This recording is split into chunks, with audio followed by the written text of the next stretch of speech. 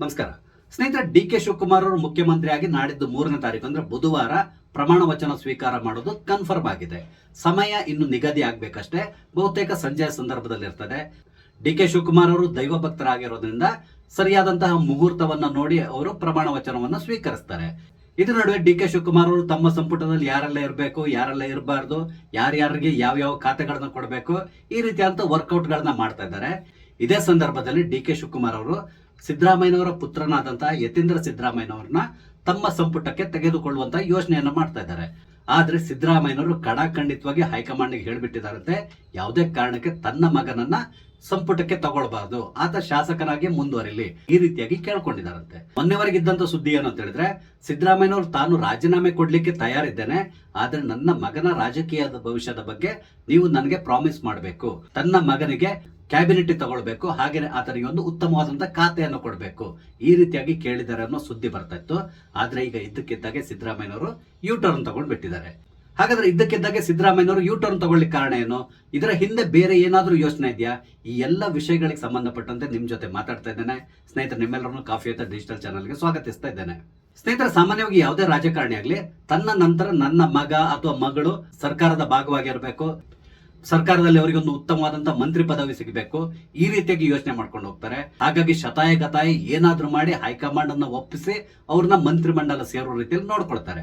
ಆದ್ರೆ ಸಿದ್ದರಾಮಯ್ಯನವರು ಯಾವುದೇ ಕಾರಣಕ್ಕೆ ತನ್ನ ಮಗ ಯತೀಂದ್ರನನ್ನ ಡಿ ಕೆ ಶಿವಕುಮಾರ್ ಅವರ ಸಂಪುಟಕ್ಕೆ ಸೇರಿಸ್ಕೋಬಾರ್ದು, ಈ ರೀತಿಯಾಗಿ ಹೈಕಮಾಂಡ್ಗೆ ತಾಕೀತು ಮಾಡಿದ್ದಾರಂತೆ. ನಿಮ್ಗೆ ಗೊತ್ತಿದೆ, ಈಗಾಗಲೇ ಡಿ ಕೆ ಶಿವಕುಮಾರ್ ಅವರು ತನ್ನ ಮಂತ್ರಿ ಮಂಡಲದಲ್ಲಿ ಯಾರಿರ್ಬೇಕು, ಯಾರಿರಬಾರ್ದು, ಈ ರೀತಿಯಾದಂತಹ ಲೆಕ್ಕಾಚಾರವನ್ನ ಮಾಡ್ತಾ ಇದ್ದಾರೆ. ಹಾಗೇನೆ ಯತೀಂದ್ರ ಸಿದ್ದರಾಮಯ್ಯನಿಗೆ ಒಂದು ಉತ್ತಮವಾದಂತಹ ಖಾತೆಯನ್ನ ಕೊಡ್ಲಿಕ್ಕೂ ಕೂಡ ಅವರು ನಿರ್ಧಾರ ಮಾಡಿದ್ದಾರೆ ಅಂತ ಹೇಳ್ತಾ ಇದ್ದಾರೆ. ಆದ್ರೆ ಸಿದ್ದರಾಮಯ್ಯನವರು ಈ ರೀತಿಯಾಗಿ ಹೈಕಮಾಂಡ್ಗೆ ಒತ್ತಡ ಹೇರ್ತಾ ಇರೋದ್ರಿಂದ ಈಗ ಏನ್ ಮಾಡೋದು ಅನ್ನುವ ರೀತಿಯಲ್ಲಿ ಯೋಚನೆ ಮಾಡ್ತಾ ಇದ್ದಾರಂತೆ. ಈ ರೀತಿ ಸಿದ್ದರಾಮಯ್ಯನವರು ಇದ್ದಕ್ಕಿದ್ದಾಗಿ ಯೂ ಟರ್ನ್ ತಗೊಳ್ಳಿಕ್ಕೆ ಕಾರಣ ಏನು ಅಂತ ಹೇಳಿದ್ರೆ, ಒಂದ್ ವೇಳೆ ಯತೀಂದ್ರ ಈ ಸಂಪುಟದಲ್ಲಿದ್ರೆ ಆಗ ತಾನು ದಾಕ್ಷಿಣ್ಯಕ್ಕೊಳಗಾಗ್ತೇನೆ, ನಾನು ಡಿ ಕೆ ಶಿವಕುಮಾರ್ ಅವರ ಮುಲಾಜಿಗೆ ಒಳಗಾಗ್ತೇನೆ, ಆದ್ರಿಂದಾಗಿ ಯತೀಂದ್ರ ಈ ಸಂಪುಟದಲ್ಲಿ ಇರಬಾರ್ದು, ಈ ರೀತಿಯಾಗಿ ಯೋಚನೆ ಮಾಡ್ತಾ ಇದ್ದಾರಂತೆ. ಇಲ್ಲಿ ಸಿದ್ದರಾಮಯ್ಯನವರು ಒಂದು ಬಹುದೊಡ್ಡದಂತ ಸ್ಟ್ರಾಟಜಿ ಕೂಡ ಮಾಡ್ತಾ ಇದ್ದಾರೆ. ಅದೇನು ಅಂತ ಹೇಳಿದ್ರೆ, ಈ ಹಿಂದೆ 2013ರಲ್ಲಿ ಅವರು ಮುಖ್ಯಮಂತ್ರಿ ಆದ ಸಂದರ್ಭದಲ್ಲಿ ಮಲ್ಲಿಕಾರ್ಜುನ್ ಖರ್ಗೆ ಅವ್ರನ್ನ ನಯವಾಗಿ ಕೇಂದ್ರಕ್ಕೆ ಕಳಿಸ್ಕೊಟ್ರು, ನಿಮ್ಗೆ ಗೊತ್ತಿದೆ. ಆ ಸಂದರ್ಭದಲ್ಲಿ ಮಲ್ಲಿಕಾರ್ಜುನ್ ಖರ್ಗೆ ಅವ್ರನ್ನ ಮ್ಯಾನೇಜ್ ಮಾಡ್ಲಿಕ್ಕಾಗಿ ಏನ್ ಮಾಡಿದ್ರು ಅಂತ ಹೇಳಿದ್ರೆ, ಮಲ್ಲಿಕಾರ್ಜುನ್ ಖರ್ಗೆ ಅವರ ಸುಪುತ್ರರಾದಂತಹ ಪ್ರಿಯಾಂಕ್ ಖರ್ಗೆಯನ್ನ ತಮ್ಮ ಸಂಪುಟಕ್ಕೆ ಸೇರಿಸ್ಕೊಂಡ್ರು. ಎಲ್ರಿಗೂ ಗೊತ್ತಿದೆ ಪ್ರಿಯಾಂಕ್ ಖರ್ಗೆ ಇರುವಂತಹ ಯೋಗ್ಯತೆ ಏನು, ಮಂತ್ರಿಯಾಗಿ ಕೆಲಸ ಮಾಡುವಂತಹ ತಾಕತ್ತಾತನಿಗಿತ್ತ ಇಲ್ವಾ, ಎಲ್ರಿಗೂ ಗೊತ್ತಿದ್ದಂತಹ ವಿಷಯ. ಆದ್ರೂ ಕೂಡ ಇಲ್ಲಿ ಈ ಮರಿ ಖರ್ಗೆಯನ್ನ ತಮ್ಮ ಸಂಪುಟಕ್ಕೆ ಸೇರಿಸ್ಕೊಂಡ್ರು. ಹಾಗೇನೆ ಅವರಿಗೊಂದು ಪ್ರಮುಖ ಖಾತೆಯನ್ನ ಕೂಡ ಕೊಟ್ರು. ಅದಲ್ಲದೆ ಸಮ್ಮಿಶ್ರ ಸರ್ಕಾರದಲ್ಲೂ ಕೂಡ ಅಷ್ಟೇ ಪ್ರಿಯಾಂಕ್ ಖರ್ಗೆಗೆ ಪ್ರಮುಖ ಖಾತೆ ಸಿಗುವ ರೀತಿಯಲ್ಲಿ ನೋಡ್ಕೊಂಡ್ರು. ನಂತರ ತಮ್ಮ 2ನೇ ಅವಧಿಯಲ್ಲಿ ಕೂಡ ಅಷ್ಟೇ ಪ್ರಿಯಾಂಕ್ ಖರ್ಗೆಯನ್ನ ತಮ್ಮ ಪಕ್ಕದಲ್ಲಿ ಉಳಿಸ್ಕೊಂಡ್ರು.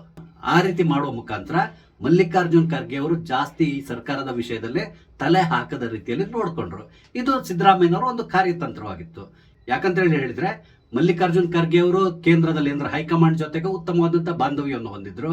ಹಾಗಾಗಿ ತಮಗೇನಾದ್ರೂ ಸಮಸ್ಯೆ ಆಗ್ಬಾರ್ದು ಅಂತ ಹೇಳಿದ್ರೆ ಮಲ್ಲಿಕಾರ್ಜುನ್ ಖರ್ಗೆ ಅವ್ರನ್ನ ಖುಷಿಯಾಗಿಡ್ಬೇಕು. ಅವ್ರನ್ನ ಖುಷಿಯಾಗಿಡ್ಬೇಕು ಅಂದ್ರೆ ಏನ್ ಮಾಡ್ಬೇಕು, ಅವರ ಮಗನಿಗೆ ಯೋಗ್ಯತೆ ಇದೆಯೋ ಇಲ್ವೋ ಆತನನ್ನ ಮಂತ್ರಿಯನ್ನಾಗಿ ಮಾಡಿ ಆ ಮೂಲಕ ಅವರ ತಂದೆ ಆದಂತಹ ಮಲ್ಲಿಕಾರ್ಜುನ್ ಖರ್ಗೆ ಅವರ ಬಾಯಿ ಮುಚ್ಚಿಸಬೇಕು. ಅದಕ್ಕಾಗಿ ಈ ರೀತಿಯಾದಂತಹ ಕಾರ್ಯತಂತ್ರವನ್ನು ಅವರು ಹೆಣೆದಿದ್ರು. ಈಗ ಪರಿಸ್ಥಿತಿ ಬದಲಾಗಿದೆ. ಸಿದ್ದರಾಮಯ್ಯನವರು ರಾಜೀನಾಮೆ ಕೊಟ್ಟಿದ್ದಾರೆ, ಡಿ ಕೆ ಶಿವಕುಮಾರ್ ಅವರು ಮುಖ್ಯಮಂತ್ರಿಯಾಗಿ ಪದಗ್ರಹಣ ಮಾಡ್ತಾ ಇದ್ದಾರೆ. ಈ ಸಂದರ್ಭದಲ್ಲಿ ಡಿ ಕೆ ಶಿವಕುಮಾರ್ ಅವರು ಕೂಡ ಇದೇ ರೀತಿಯಾಗಿ ಯೋಚನೆ ಮಾಡ್ತಾ ಇದ್ದಾರೆ. ಏನೇ ಇರಲಿ, ಈ ಪ್ರಿಯಾಂಕ್ ಖರ್ಗೆಯನ್ನ ಹೇಗೋ ಅವ್ರ ಸಂಪುಟದಲ್ಲಿ ಉಳಿಸ್ಕೊಳ್ಳಬೇಕು. ಯಾಕಂತ ಹೇಳಿದ್ರೆ ಇಲ್ಲಿ ಕೂಡ ಇವರಿಗೆ ಇದೇ ಸಮಸ್ಯೆ ಇರ್ತದೆ, ಈ ಮಲ್ಲಿಕಾರ್ಜುನ್ ಖರ್ಗೆ ಅವ್ರನ್ನ ಸ್ಯಾಟಿಸ್ಫೈ ಮಾಡಬೇಕು. ಹಾಗಾಗಿ ಪ್ರಿಯಾಂಕ್ ಖರ್ಗೆ ಅನ್ನುವ ಬಾಯಿ ಹರಕನನ್ನ ತಮ್ಮ ಪಕ್ಕದಲ್ಲೇ ಇಟ್ಕೋಬೇಕಾಗ್ತದೆ. ಹಾಗೇನೆ ಸಿದ್ದರಾಮಯ್ಯನವ್ರನ್ನ ಸಂಭಾಳಿಸಬೇಕು ಅಂತ ಹೇಳಿದ್ರೆ ಅವರ ಮಗನಾದಂತಹ ಯತೀಂದ್ರನನ್ನು ಕೂಡ ತಮ್ಮ ಸಂಪುಟಕ್ಕೆ ಸೇರಿಸ್ಕೋಬೇಕು. ಈ ರೀತಿಯಾಗಿ ಡಿ ಕೆ ಶಿವಕುಮಾರ್ ಅವರು ಯೋಚನೆ ಮಾಡ್ತಾ ಇದ್ದಾರೆ. ಬರ್ತಾ ಇರುವಂತಹ ಸುದ್ದಿ ಪ್ರಕಾರ ಡಿ ಕೆ ಶಿವಕುಮಾರ್ ಅವರು ಪ್ರಮಾಣ ವಚನ ತಗೊಳ್ತಾರಲ್ಲ, ಅದೇ ಸಂದರ್ಭದಲ್ಲಿ ಯತೀಂದ್ರನಿಗೂ ಕೂಡ ಪ್ರಮಾಣ ವಚನವನ್ನ ಬೋಧಿಸಬೇಕು ಅಂತ ಅವರು ಪ್ಲಾನ್ ಮಾಡ್ಕೊಂಡಿದ್ರು. ಆದ್ರೆ ಸಿದ್ದರಾಮಯ್ಯನವರು ಯಾವುದೇ ಕಾರಣಕ್ಕೆ ಯತೀಂದ್ರನನ್ನ ಸಂಪುಟಕ್ಕೆ ಸೇರಿಸ್ಕೋಬೇಡಿ, ಈ ರೀತಿಯಾಗಿ ಹೇಳೋ ಮುಖಾಂತರ ಡಿ ಕೆ ಶಿವಕುಮಾರ್ ಅವರಿಗೆ ಒಂದು ಎಚ್ಚರಿಕೆಯನ್ನು ಕೂಡ ಕೊಡ್ತಾ ಇದ್ದಾರೆ ಅನ್ಸ್ತಾ ಇದೆ. ಅಂದ್ರೆ ಮುಂದಿನ ದಿನಗಳಲ್ಲಿ ಡಿ ಕೆ ಶಿವಕುಮಾರ್ ಅವರಿಗೆ ಸಿದ್ದರಾಮಯ್ಯನವರು ಮಗ್ಗುಲ ಮುಳ್ಳಾಗಿ ಕಾಡುವಂತ ಸಾಧ್ಯತೆಗಳಿರ್ತದೆ. ಇಲ್ಲೇನು ಸಿದ್ದರಾಮಯ್ಯನವರು ಖುಷಿಯಿಂದ ರಾಜೀನಾಮೆ ಕೊಟ್ಟು ಹೊರ ಬಂದಿಲ್ಲ, ಹೊರ ನೋಟಕ್ಕೆ ಎಲ್ಲದೂ ಚೆನ್ನಾಗಿರೋ ರೀತಿಯಲ್ಲ ಇದೆ.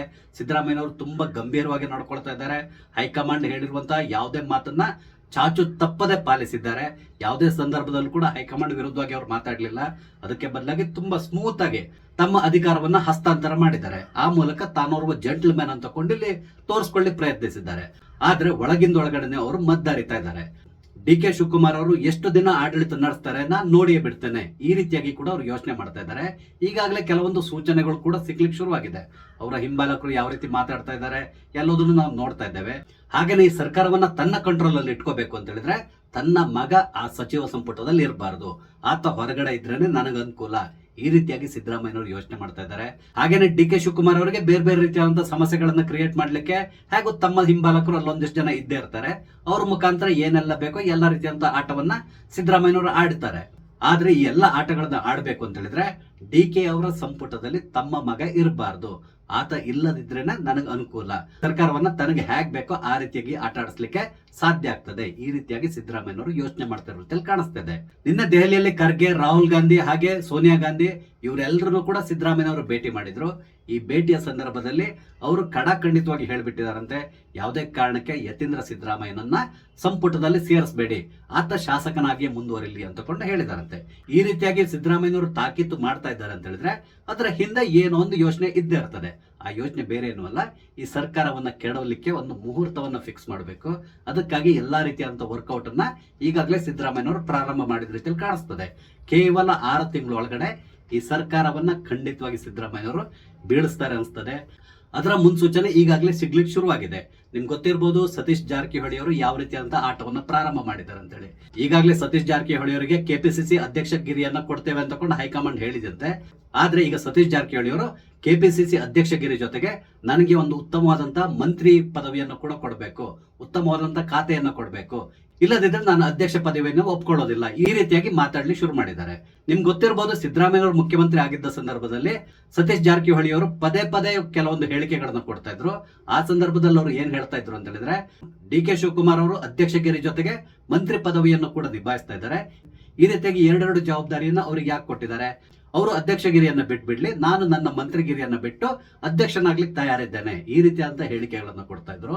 ಆದ್ರೆ ನಿನ್ನೆಯಿಂದ ಸತೀಶ್ ಜಾರಕಿಹೊಳಿ ಅವರು ಅಧ್ಯಕ್ಷಗಿರಿ ಜೊತೆಗೆ ನನಗೊಂದು ಉತ್ತಮವಾದಂತಹ ಖಾತೆಯನ್ನ ಕೊಡ್ಬೇಕು, ನಾನು ಡಿ ಕೆ ಶಿವಕುಮಾರ್ ಅವ್ರ ತರನೇ ಅಧ್ಯಕ್ಷ ಮತ್ತು ಮಂತ್ರಿಯಾಗಿ ಮುಂದುವರಿಲಿಕ್ಕೆ ಇಷ್ಟಪಡ್ತೇನೆ, ಇಲ್ಲದಿದ್ರೆ ನನಗೆ ಯಾವುದು ಬೇಡ, ಈ ರೀತಿಯಾಗಿ ಮಾತಾಡ್ಲಿ ಶುರು ಮಾಡಿದ್ದಾರೆ. ಈ ರೀತಿಯಾಗಿ ಸತೀಶ್ ಜಾರಕಿಹೊಳಿ ಅವರು ಮಾತಾಡ್ತಾರೆ ಅಂತ ಹೇಳಿದ್ರೆ ಅವ್ರ ಹಿಂದೆ ಯಾರಾದ್ರೂ ಒಬ್ರು ಇರಲೇಬೇಕಾಗ್ತದೆ. ಆ ವ್ಯಕ್ತಿ ಬೇರೆ ಯಾರು ಅಲ್ಲ ಅನಿಸ್ತದೆ, ಅದು ಸಿದ್ದರಾಮಯ್ಯ ಅನಿಸ್ತದೆ. ಯಾಕಂದ್ರೆ ಸಿದ್ದರಾಮಯ್ಯನವರ ರಾಜಕೀಯ ನಡೆಗಳನ್ನ ಬಹಳಷ್ಟು ವರ್ಷಗಳಿಂದ ನಾವು ನೋಡ್ಕೊಂಡು ಬರ್ತಾನೆ ಇದ್ದೇವೆ. ಅವರು ಸೈಲೆಂಟ್ ಆಗಿದ್ದಾರೆ ಅಂತ ಹೇಳಿದ್ರೆ ಒಳಗಿಂದೊಳಗಡೆ ಏನೋ ಪ್ಲಾನ್ ಮಾಡ್ತಾ ಇದ್ದಾರೆ ಅಂತ ಹೇಳಿ ಲೆಕ್ಕ.